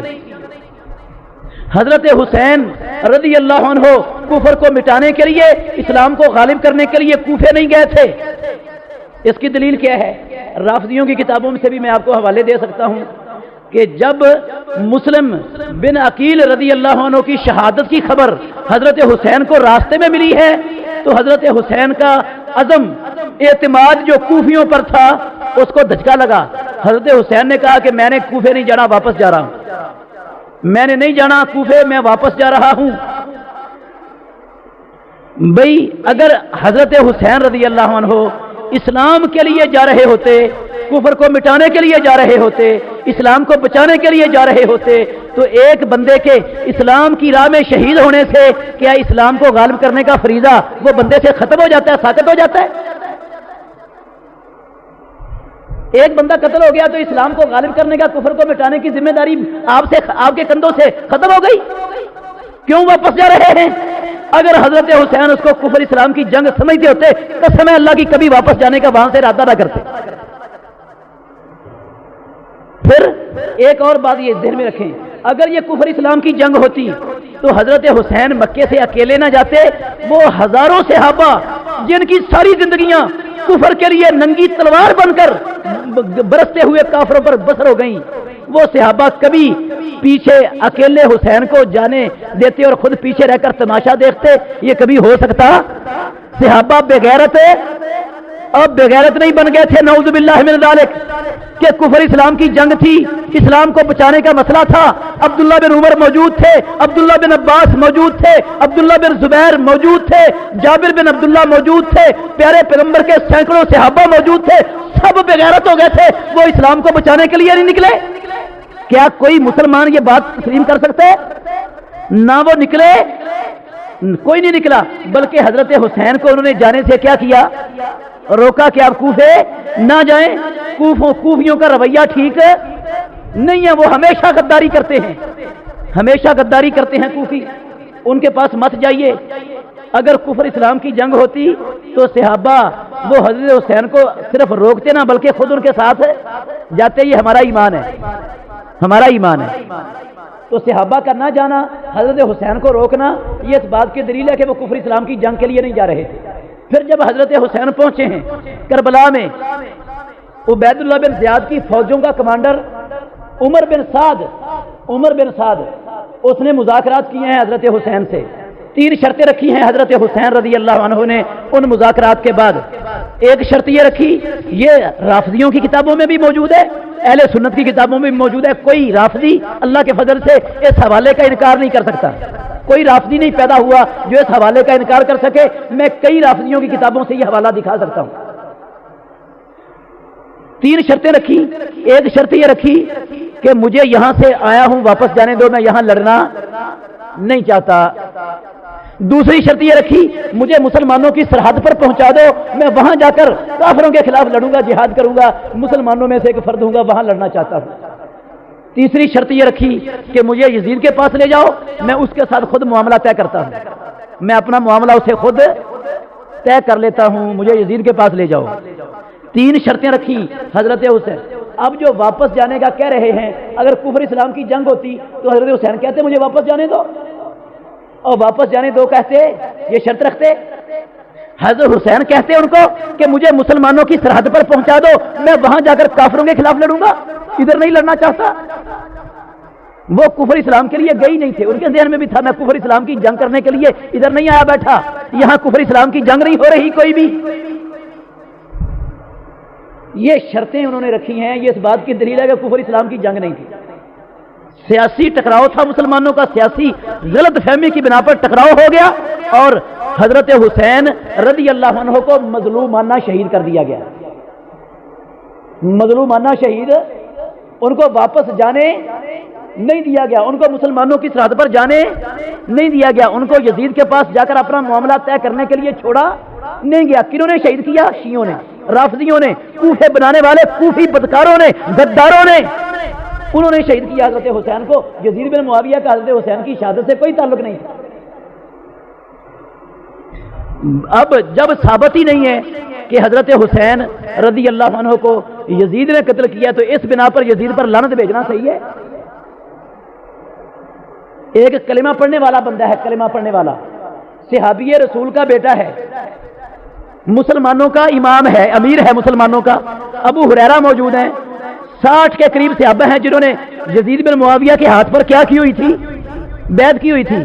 کیا یہ سارے صحابہ ان کی عقلیں کام نہیں کرتی تھی کہ ہم کس بے ایمان کے ہاتھ پر بیعت کر رہے ہیں, کس کو اپنا امیر المومنین مان رہے ہیں؟ کیا یہ صحابہ جو ساری زندگی کافروں کے خلاف لڑتے رہے یہ یزید بن معاویہ کی بدماشی سے ڈر گئے تھے؟ یہ بغیرت ہو گئے تھے؟ نعوذ باللہ من ذلک. رافضی کہیں گے, بکواس کریں گے, ہاں جو تم کہتے ہو ایسا ہی ہو گیا تھا, صحابہ سارے ہی بے ایمان ہو گئے تھے, اندر سے کھوٹے تھے, بے ایمان تھے, منافق تھے, اسلام کے دشمن تھے. لیکن کیا مسلمان یہ کہیں گے؟ کسی مسلمان کا ضمیر, کسی مسلمان کا ایمان اس بات کو گوارا کرتا ہے کہ وہ صحابہ کے بارے میں یہ سوچے؟ 60 صحابہ جس کو اپنا امیر المومنین مان کر اس کے ہاتھ پر بیعت کر رہے ہیں, اس پر لعنت بھیجنے کا کیا تصور ہے؟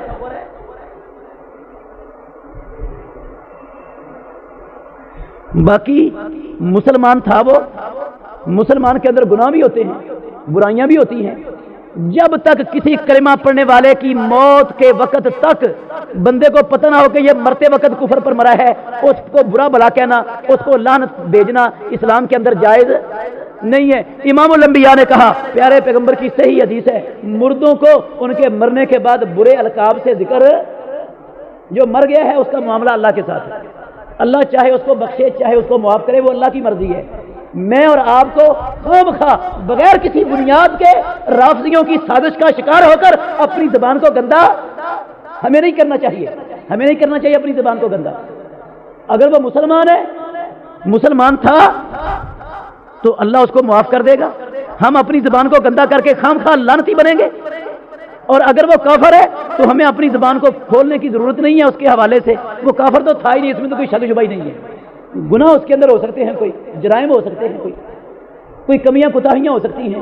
اور جو مشرک نہ ہو, اللہ کافر نہ ہو, اللہ اس کی غلطیاں کوتاہیاں ممکن ہے بغیر سزا دے کے معاف کر دے, ممکن ہے اس کو سزا دے کر کیا کر دے, معاف کر دے. اللہ نے اس کو معاف کر دینا, اللہ نے اس کو معاف کر دینا.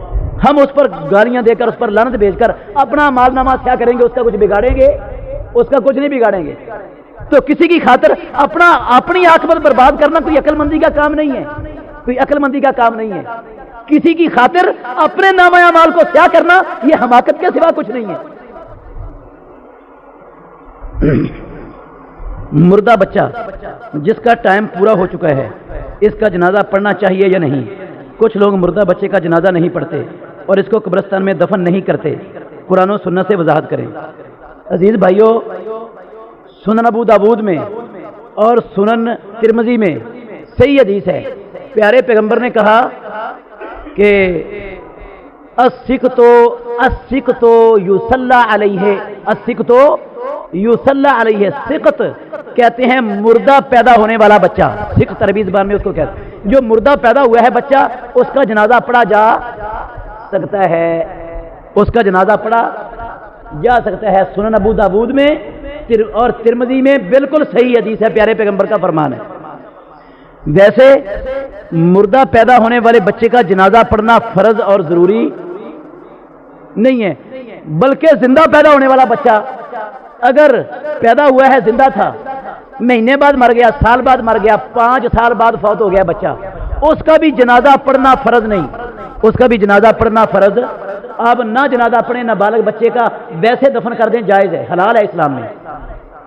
پیارے پیغمبر کا لخت جگر ابراہیم, ماریا قبطیہ کے بطن سے جو امام الانبیاء کا بیٹا ابراہیم تھا, جب وہ فوت ہوا تو اس کی عمر 18 مہینے تھی, 18 مہینوں کا تھا جب فوت ہوا ہے. پیارے پیغمبر نے اس کا جنازہ نہیں پڑھا، بغیر جنازہ پڑھنے کے اس کو دفن کر دیا۔ سنن ابو داود کتاب الجنائز اٹھا کر دیکھ لو، سنن ابو داود کتاب الجنائز میں حدیث ہے یہ، پیارے پیغمبر نے اپنے بیٹے ابراہیم کا جنازہ پڑھایا نہیں، ویسے ہی اس کو دفن کر دیا۔ یہ دلیل ہے اس بات کی کہ بچہ بلوغت سے پہلے اگر فوت ہو جائے تو اس کا جنازہ پڑھنا فرض، ضروری، لازمی نہیں ہے۔ کیوں؟ اس کی وجہ بھی سن لو بھائی، کیوں ضروری نہیں ہے؟ کیونکہ بلوغت سے پہلے بچے کا کوئی گناہ لکھا، اس کا کوئی گناہ ہوتا ہی نہیں۔ جنازہ کس لیے ہوتا ہے؟ میت کی سفارش۔ کس لیے ہوتا ہے جنازہ؟ میت کی سفارش۔ اس کو تو ہماری سفارش کی ضرورت ہی نہیں، وہ تو پہلے گناہوں سے پاک ہے، ہماری سفارش کی ضرورت نہیں ہے۔ ہاں اگر پڑھنا ہے تو اس لیے پڑھنا ہے کہ ہمیں ثواب مل جائے۔ جنازہ پڑھنے سے کیا ملتا ہے پڑھنے والے کو؟ ہم نے اپنے ثواب کے لیے پڑھنا ہے بچے کے جنازہ۔ اسی طرح جو فوت شدہ بچہ ہے اس کا جنازہ پڑھنا ہے تو اپنے ثواب کے لیے پڑھنا ہے، اس بچے کو ہمارے جنازے کی ضرورت نہیں ہے اس کو ہمارے۔ اسی طرح شہید ہے، شہید جو ہو جاتا ہے اللہ کی راہ میں، اس کا جنازہ پڑھنا فرض، اس کو بغیر جنازے کے دفن کر دو اٹھا کر، جائز ہے۔ کیوں؟ اس لیے کہ جب شہید ہوتا ہے بندہ اللہ کی راہ میں، امام الانبیاء نے فرمایا اس کے خون کا قطرہ بعد میں زمین پر گرتا، اللہ پہلے اس کے سارے گناہ معاف کر دیتا ہے۔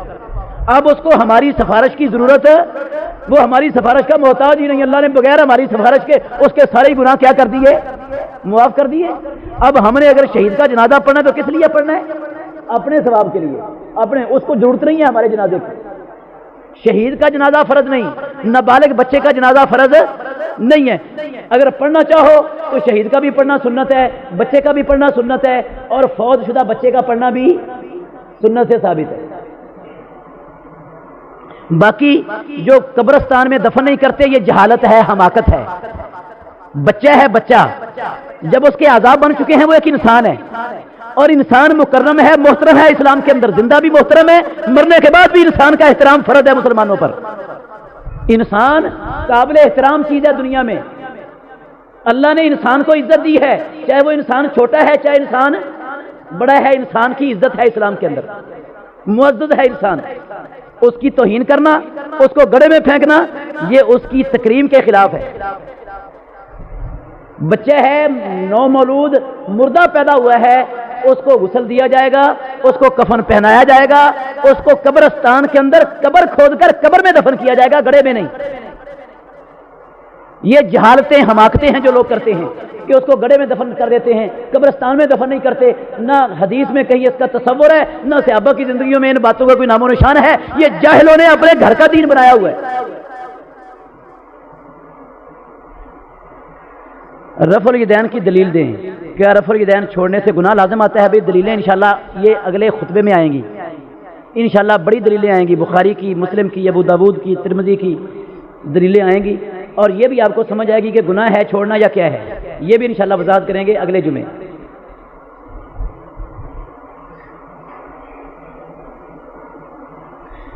میرے کسی عزیز کے سر میں درد تھا، اسے درد شقیقہ کہتے ہیں، ڈاکٹروں سے دوائی بھی لی، کچھ آرام آ گیا، لوگ کہتے ہیں کہ یہ درد دم کے ساتھ ہی آرام آئے گا، کسی سے دم کروائیں، کیا دم کرنا جائز ہے؟ دم کیسے کیا جائے؟ خود کیا جائے یا کسی سے کروایا جائے؟ عزیز بھائیو، دم کرنا اسلام کے اندر جائز ہے، دم کرنا پیارے پیغمبر نے دم کرنے کی، کروانے کی اجازت دی ہے، بے شرطے کہ اس دم کے اندر کوئی شرکیہ لفظ موجود، اس کے اندر کوئی منتر شنتر نہ ہو۔ کیا ہو اس کے اندر؟ دم کے اندر قرآن مجید کی آیات ہوں، قرآن مجید کی صورتیں ہوں، یا امام الانبیاء کی ثابت شدہ دعائیں ہوں جو پیارے پیغمبر سے ثابت ہے، ان کا دم کرنا جائز ہے۔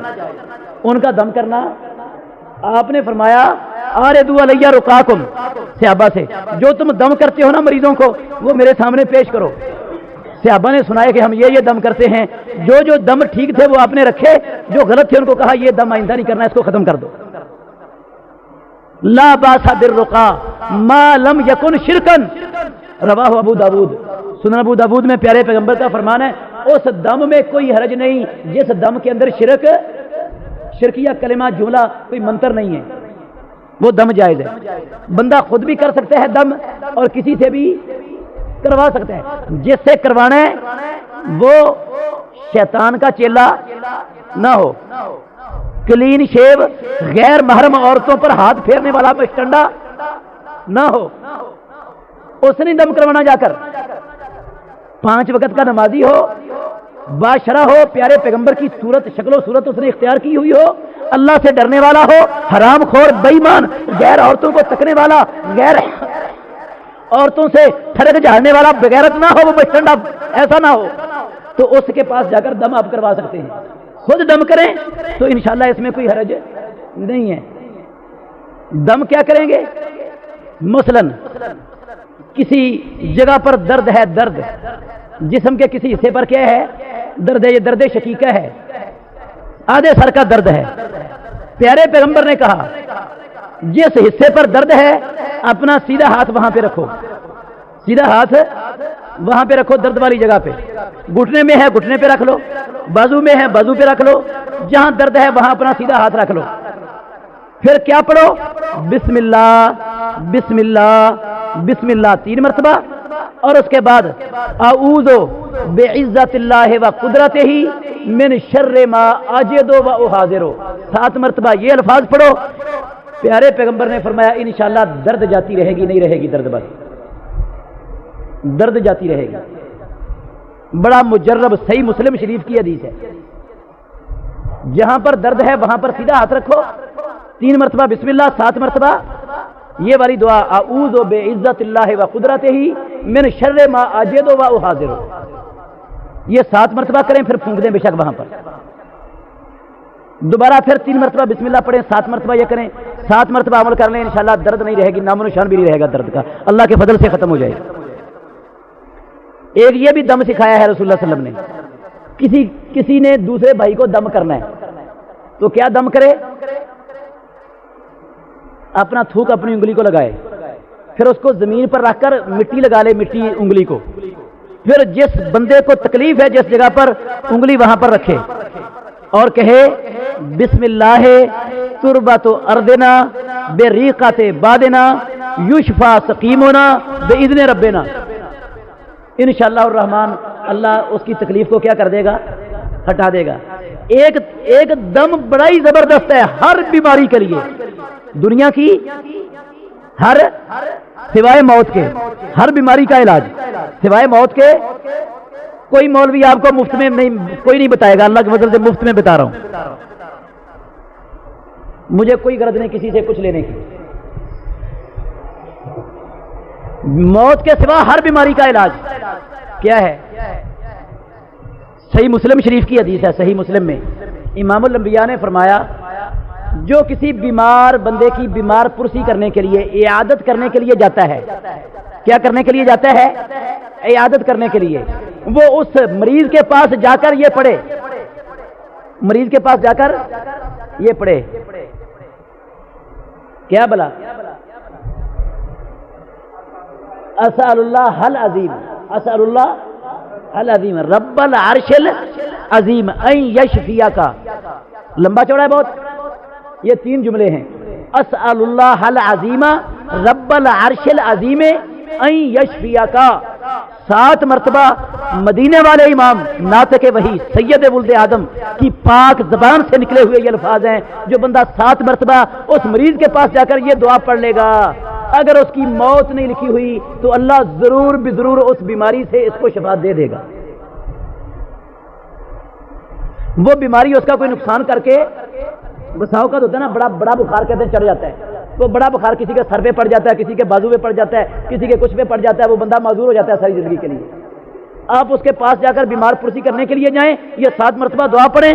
جتنا بھی بڑا بیمار ہے, بخار ہے, بڑے کا بھی ابا ہے اگر بخار, انشاءاللہ وہ اس کا کچھ بگاڑ کر نہیں جا سکے گا, کچھ نہیں بگاڑ سکے گا. یہ فرمان ہے مدینے والے امام محمد الرسول اللہ کا. یاد ہے بھائیوں کو؟ ذرا ہاتھ کھڑا کریں کتنوں کو یاد ہے؟ 1 2 3 4 5 6 7 8 9 10, بہت تھوڑوں کو یاد ہے. سب کو یاد کرنا چاہیے. اعوذ اسأل اللہ العظیم اسأل اللہ العظیم رب العرش العظیم ان یشفیک ان یشفیک.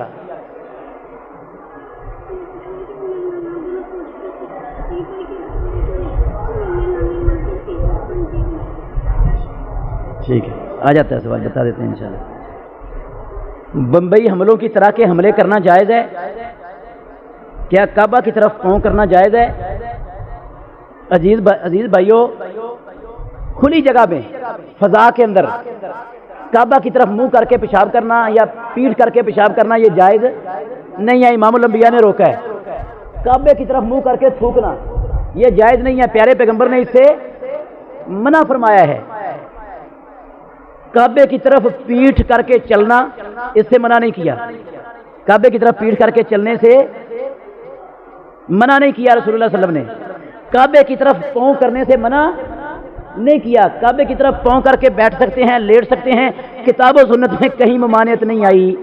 اگر کعبے کی توہین ہوتی کعبے کی طرف پاؤں کرنے کر لیٹنے سے یا بیٹھنے سے تو اللہ کے نبی روک کر جاتے یا نہ روک کر جاتے؟ دین مکمل ہو گیا تھا پیارے پیغمبر پر یا نہیں مکمل ہوا تھا؟